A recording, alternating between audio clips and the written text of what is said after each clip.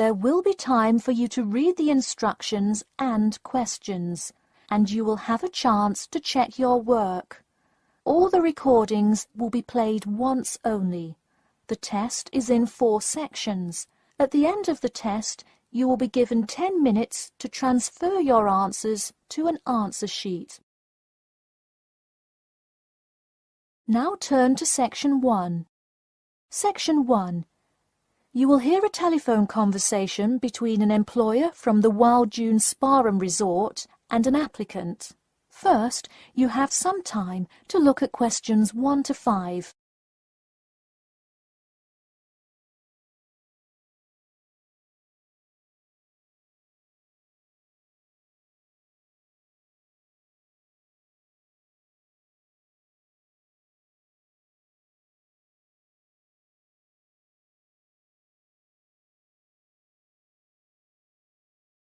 Now we shall begin. You should answer the questions as you listen, because you will not hear the recording a second time. Listen carefully and answer questions 1 to 5. Hello, is this John Murphy? Hi, yes it is.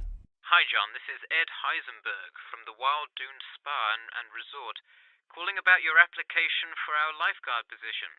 Do you have a few minutes to talk? Yes, absolutely. Great, could you give me your address? Sure. My address is 45 Elsinore Court. I'm sorry, was that Eleanor? Could you spell that for me?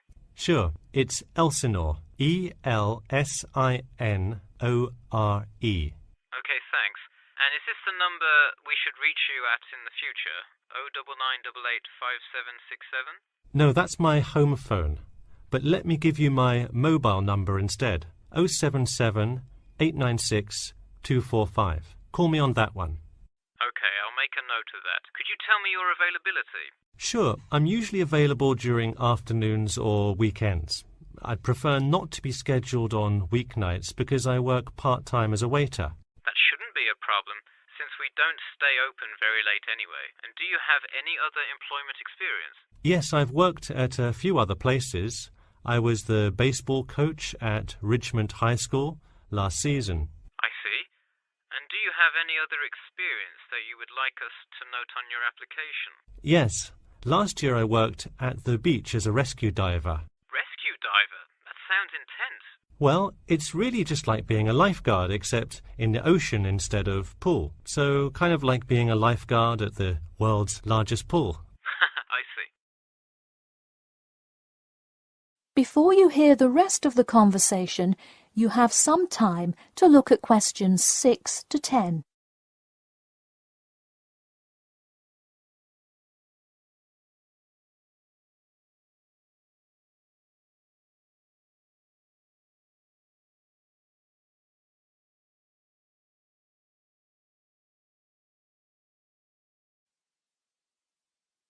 Now listen and answer questions 6 to 10. So could you tell me about the relevant skills you have? I'm guessing a lot given your experience. I'm CPR certified and have 2 years of diving experience. Great, it sounds like you are well qualified for this position. When does your CPR certification expire? I think in November, but let me quickly check my CPR card. Actually, it expires in October. Okay, so regardless, you have it through the end of the summer. When is your ideal time to work? Since I work in the restaurant on weeknights, I like weekends best, specifically Saturday mornings. I see. We do already have a lot of staff available on Saturdays, but I do need an early morning shift lifeguard. How early could you work Saturday morning? I can get there by 6 o'clock if need be. You'll be happy to know we open a little later than that, but I'll put you down for Saturday mornings here. Oh, awesome. I can't wait to get started. How about you come in next Saturday, the 12th? That sounds good. Great. We can figure out other shifts for you to work when you come in then. One last thing, just out of curiosity, where did you hear about us? I heard your ad on the radio while I was driving this morning. You know, I think you're the first person who has responded to our radio ads. It's almost always people who have seen us in the newspaper. Yeah, I don't have time to read through the newspaper every morning. I've plenty of time in the car to listen to radio ads. That makes sense. Well, thanks for your time, and we'll look forward to seeing you on the 12th.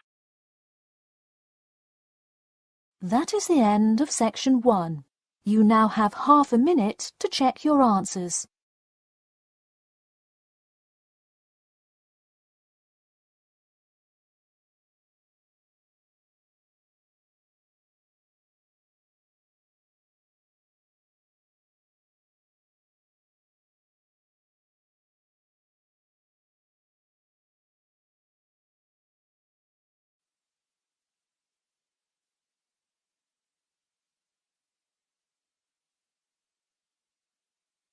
Now turn to section 2.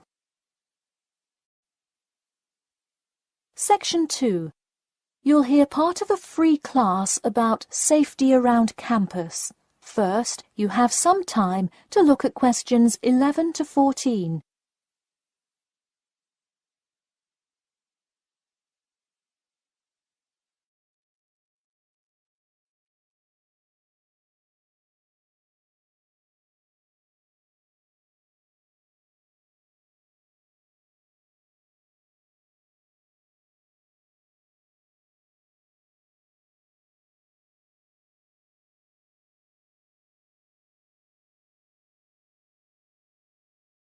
Now listen carefully and answer questions 11 to 14. Good evening. I'm Geoffrey Miller from the University of Nottingham Student Union, and in this week's free class, Carlos Garcia is going to tell us about safety around campus. Over to you, Carlos. Thank you, Geoffrey, and thank you all for your attendance today. Also, I'd like to thank the Student Union here at the university for organising this lecture. Well, I've been serving and protecting the city of Nottingham for over 20 years now as a member of the police department. Does anyone know what type of crime is the most prevalent on campus? I heard someone say drugs and alcohol. That actually isn't too much of an issue. Violence? Nope. Actually, the biggest thing we worry about here is theft. The nature of crime on Nottingham's campus is quite different from that of the surrounding areas. Crime rates across the East Midlands are very difficult to control. We'd like to see the rate stay the same for this calendar year, but it has been increasing steadily over the past 3 years. On campus, however, I'm happy to say that the overall crime rate has fallen this year. You wouldn't think so if you've seen the extremely exaggerated stories in the media. The media has done nothing but cause more concern about crime in our area. Even the crime shows you see today are a little bit far-fetched, but at least viewers know they're not real events. We'd really like to see more factual news articles out there so the public can have a rational sense of the safety level of our society. Before you hear the rest of the talk, you have some time to look at questions 15 to 20.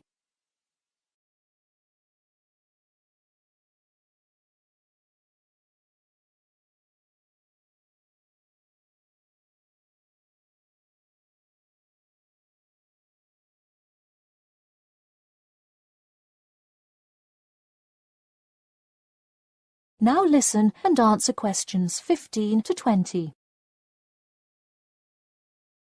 Okay, let's move on to what to do when you see a crime. Do not get involved if at all possible, and do not draw too much attention to yourself by running away in a conspicuous manner.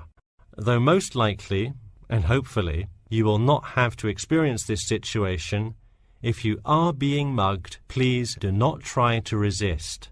Instead, be compliant and seek help after the incident. Like I said, though, it is highly unlikely that you will find yourself amidst a crime, but it is important to be prepared should it ever happen. We find that educating students and staff on the correct precautions to take is the best way to increase your safety. Just remember to be smart when you're out late at night and avoid any area or person that looks suspicious. I know it sounds obvious, but I cannot stress this enough. It's also not a bad idea to have your mobile phone with you at all times, but be careful. If you're chatting on your smartphone on your way home, you're a prime target for thieves. I'd like to see a show of hands. How many people have left work or the library after 10 p.m. to go home before? A lot of you, right? If you do have to go home late at night, please don't walk home alone. More often than not, there's someone there that will be walking the same direction as you at some point. Walk home with a friend or co-worker. Even if you must use your phone to call someone that's nearby to walk with you, it's always safer to walk home with someone. So when you're walking home, you may feel more comfortable with some sort of self-defense, such as pepper spray. Now, it's your call whether you want to carry something like this or not. However, I absolutely advise against carrying a knife or any other offensive weapon. All too often, they can be used against you if you're disarmed, putting yourself in more danger. For all those interested, the Recreation Centre offers a free self-defense class to all students every Thursday evening. While obviously an introductory self-defense class may not equip you to fight off villains like a regular superhero, it does come in handy sometimes. After taking a self-defense class, you'll surely be more aware of possible dangers and how to deal with them. So hopefully now you have a more complete understanding of the nature of crimes committed on your campus and how to avoid being a victim. I know most students at the University of Nottingham are not the criminal types, but remember that there is no barrier like a wall or something keeping non-students out. There's no army force securing the borders, and I doubt anyone wants it that way. The campus is generally a safe place, but it's not immune to small crimes once in a while. All right, that's all I have to say for today. Stay safe. That is the end of section 2. You now have half a minute to check your answers.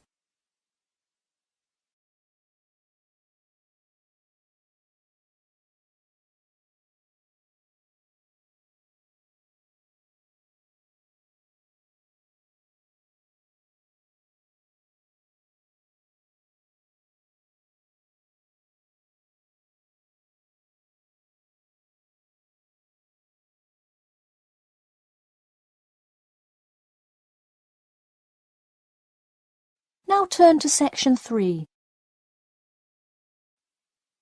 Section 3. You will hear a student called Bobby talking to his tutor about the research project. First, you have some time to look at questions 21 to 23.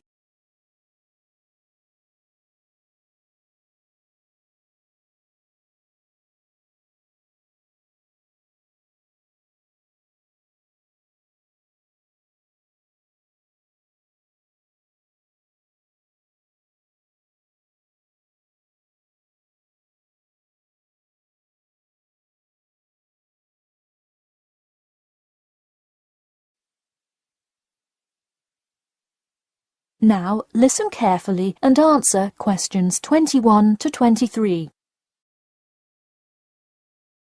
Hi, Bobby. Go ahead and sit down.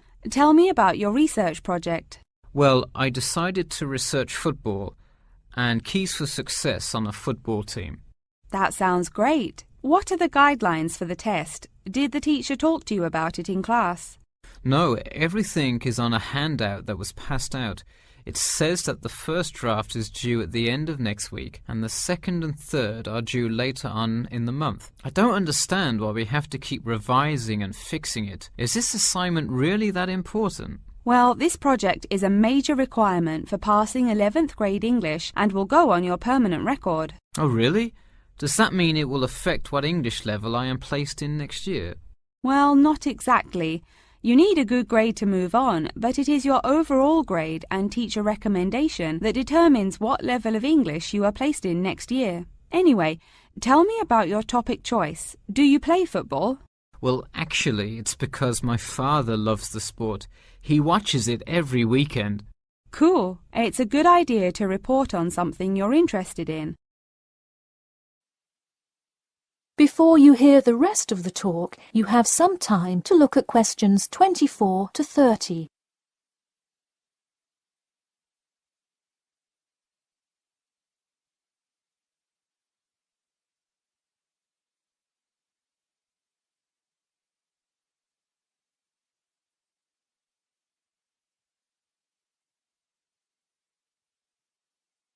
Now, listen carefully and answer questions 24 to 30. I see you worked hard calling players and the head coach to talk, so let's see what information you got. Well, you have to listen carefully to the first call on the recording. It's really hard to hear because the background noise is louder than the person's voice. Yes, it is a bit tough to discern. I'm afraid the player's answer is too short as well. You will have to interview him again and try to get him to give a better answer. Okay, I thought that might happen. I will call him again tomorrow. Moving on, let's look back at this question.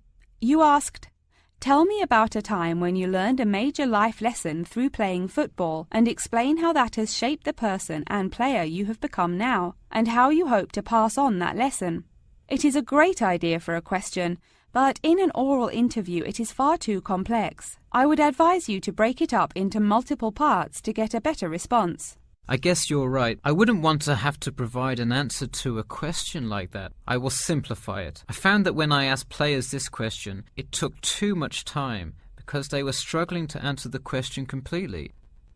In fact, this is the question Joe Billings was answering when the tape ran out. He did tend to ramble on all the questions, didn't he? He sure did. I would recommend that when you go back and interview players again, that you use a more sophisticated recording device. This recording is spotty, which indicates that the equipment wasn't working consistently. Okay, I guess it probably wasn't the best idea to use the sound recorder on my phone. Hey, could you give me some feedback on the content of the report itself? Sure. Let's start by focusing on your topic. While I like that you chose to cover football, it seems inexplicit. The keys for success of a player and team is quite an interesting topic, but what is your thesis? That is to say, what conclusions can you draw from your research? I would suggest coming up with a strong thesis statement and then shaping your report based on that. Is it really too vague? I put a whole lot of facts into it. I list the top 10 goal scorers in football history and later on provide statistics for a few of the most famous coaches and their records as coaches. I think that's great that you included these facts, but I think you focus too much on the facts and not enough on connecting these facts to make your point. Ah, I see. Okay. So it looks like I have quite a bit of work to do before the deadline. That is the end of section 3. You now have half a minute to check your answers.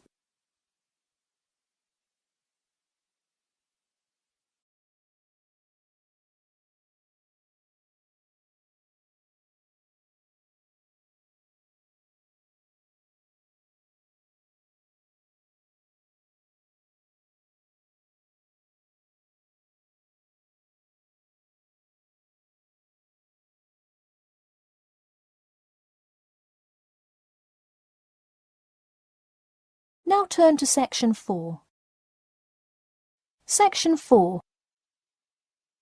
You will hear part of a lecture about how to give a quality speech. First, you have some time to look at questions 31 to 40.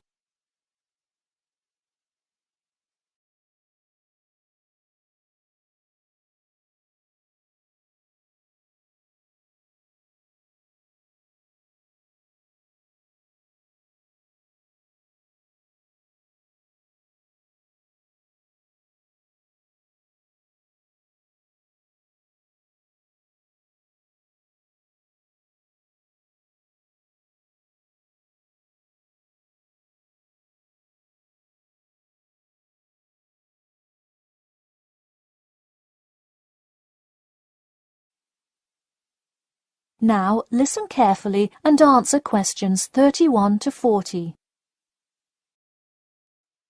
Good morning. Today I am going to cover the daunting task of giving a quality speech, a thought that makes most of us cringe. In fact, 90% of all people feel nervous about public speaking, about 10% of whom are described as genuinely terrified. Hopefully, when we are finished here today, you all will be in the 10% of the population who do not feel nervous at all.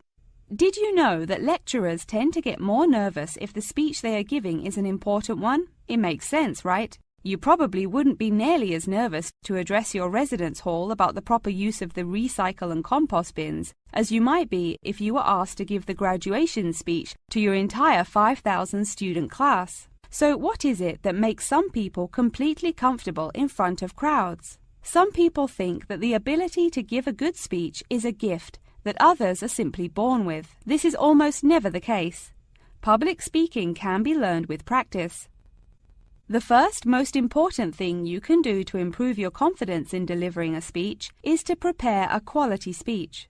Honestly, while the content of your speech is relatively important, the audience will really only remember the last sentence you say. It is a good idea to structure the rest of your speech to lead up to this last point to really drive your message home.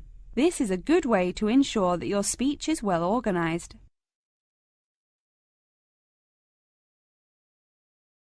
Once you are confident in the quality of the speech you have written, the rest is just about your stage presence. Let's go through some do's and don'ts of public speaking. First, you want to command the attention of the room. Do not, I repeat, do not proceed with your speech until the audience is paying attention. Even Martin Luther King Jr.'s I Have a Dream speech wouldn't have made any difference in the world without the undivided attention of his audience. To continue with the I Have a Dream example, one of the reasons that MLK was such an effective orator was his ability to speak with passion and engage with his audience. That sort of charisma does not come from reading straight from paper. Don't get me wrong, it is a good idea to write your main ideas down on a note card, sheet of paper or something. But one factor that will consistently lead to a boring, forgettable speech is writing down your entire speech. Do not write your full speech down. If you are constantly reading your paper, you are not making eye contact with your audience, and thus failing to really express the feeling that goes with your ideas. I advise you write 1 or 2 ideas, so if you suddenly draw a blank, you have something to jog your memory. If you've written a good speech that you believe in, those ideas should be sufficient to keep you on track. Once you have those ideas written down, give your speech a few practice runs in front of the mirror, into your sound recorder on your phone, or with a friend before it comes time to address a crowd. That way, you can hear how the ideas come across, make sure there are no abrupt transitions, and find out whether you are talking too fast or too slow. Timing is important. Make sure you time yourself beforehand to see how long your speech is. That is pretty much it. With practice, you'll be able to deliver an expert speech that engages and even maybe inspires your audience. Just remember, speak with emotion. No one wants to listen to someone reading from a script. As I come to a close in my speech, I'll point out that I have employed all of these tips that I have covered. I practiced my speech ahead of time and timed it, and I can even show you my one small index card with just 3 simple bullets on it. It's as easy as that. That is the end of section 4. You now have half